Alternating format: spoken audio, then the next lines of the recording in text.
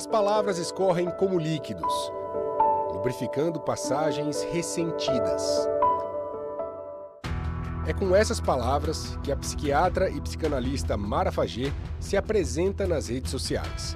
E é justamente com palavras que ela acha o ponto fraco dos seus pacientes, não para tratá-los, mas para pedir dinheiro emprestado.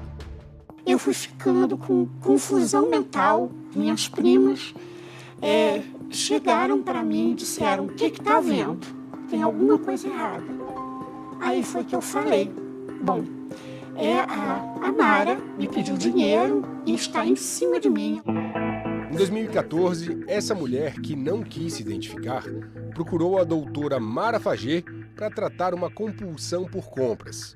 A médica ficou famosa no Rio de Janeiro depois de ter sido diretora do Instituto Pinel, um hospital psiquiátrico que é referência na área. Ela contou que o marido dela estava doente, o plano de saúde não estava cobrindo, que ela precisava de dinheiro. Aí ela me pediu dinheiro dentro da consulta de psicanálise. Segundo a paciente, Mara começou a desviar o foco das sessões para suas próprias dificuldades pessoais, como uma desculpa para pedir dinheiro. As queixas sempre envolviam doenças ou urgências familiares. Eu comecei com 5 mil. Ela foi pedindo.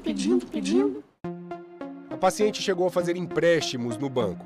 As consequências foram devastadoras. Ao todo, eu pedi um empréstimo de R$92 mil. E eu fiquei, então, insolvente e fui morar de favor na casa da minha prima. Essa troca de mensagens mostra como ela implorava para a médica quitar a dívida. Mesmo assim, Mara nunca pagava. A médica sabia da condição dela. E sabendo da condição, ela se aproveita durante a consulta e exige recursos a ela. O caso foi parar na polícia e Mara foi indiciada por crime de estelionato. No início deste ano, 10 anos depois do primeiro empréstimo, Mara reconheceu a dívida de R$90 mil e fez um acordo judicial para pagá-la de forma parcelada. É um sentimento que dá muita vergonha de a gente cair num golpe desses. A história dessa paciente não é um caso isolado. Outras vítimas apontam um padrão de comportamento que manipula as pessoas como se fossem marionetes para tirar alguma vantagem. Foi assim que pelo menos 8 pacientes acabaram cedendo aos pedidos de Mara. Então, o tratamento psicanalítico ele envolve o que a gente chama de transferência, que por sua vez envolve empatia, confiança, abertura para aquilo que o analista vai dizer e, portanto, nosso poder de ação sobre a vida das pessoas, de fato, aumenta. É uma pessoa que... Essa mulher, que também não quis se identificar, conta como Mara desestruturou toda a família.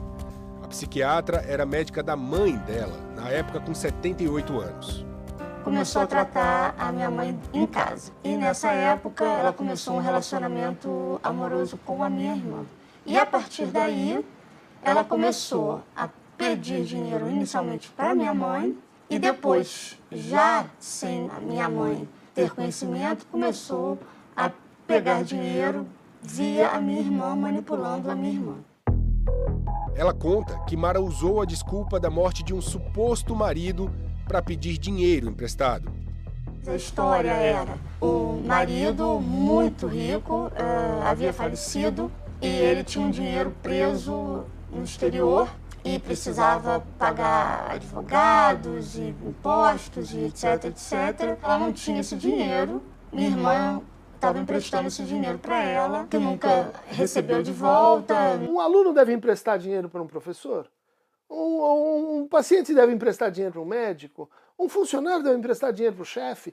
Não, obviamente não. Por quê? Porque a relação de saída não é simétrica, não estão no mesmo plano e, portanto, um tem o direito de cobrar, o outro não. Segundo a filha da paciente, Mara também fez um diagnóstico errado. Disse que a idosa tinha Alzheimer e passou a medicá-la. Levei ela em outro psiquiatra e ela fez vários testes e não era Alzheimer. O quadro dela era só depressão e que já estava em tratamento.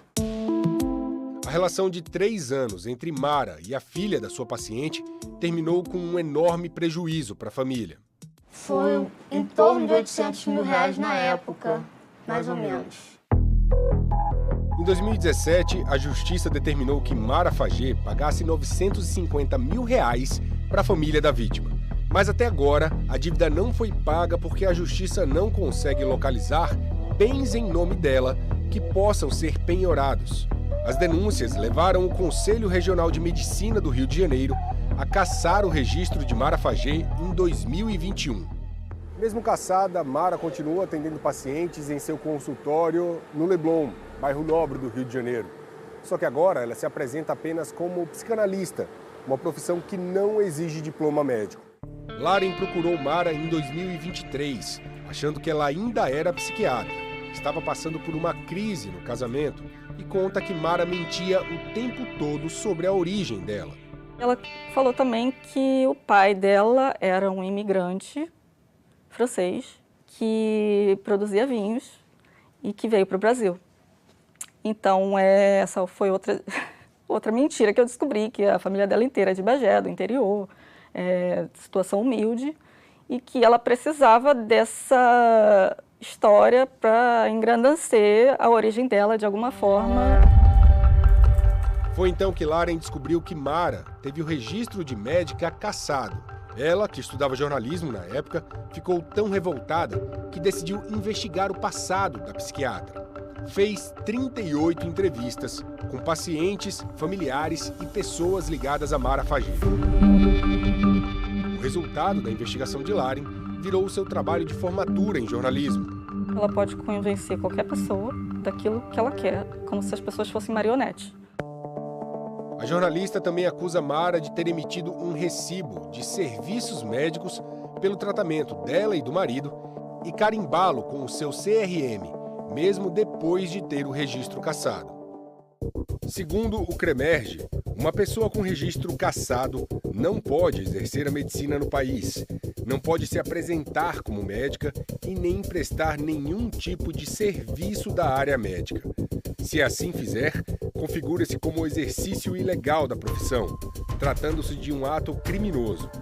O Fantástico também teve acesso a uma receita que Mara deu a uma paciente este ano, usando o receituário do Instituto Municipal Pinel e o carimbo da psiquiatra Patrícia Fernandes, que foi diretora do hospital entre 2018 e 2022.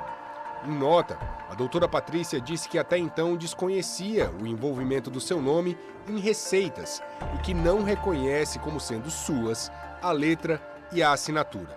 A Secretaria Municipal de Saúde também se manifestou em nota, dizendo que a ex-funcionária Mara Fagê foi exonerada do cargo de diretora em 2018 e desde janeiro de 2023 não tem mais nenhum vínculo com a unidade.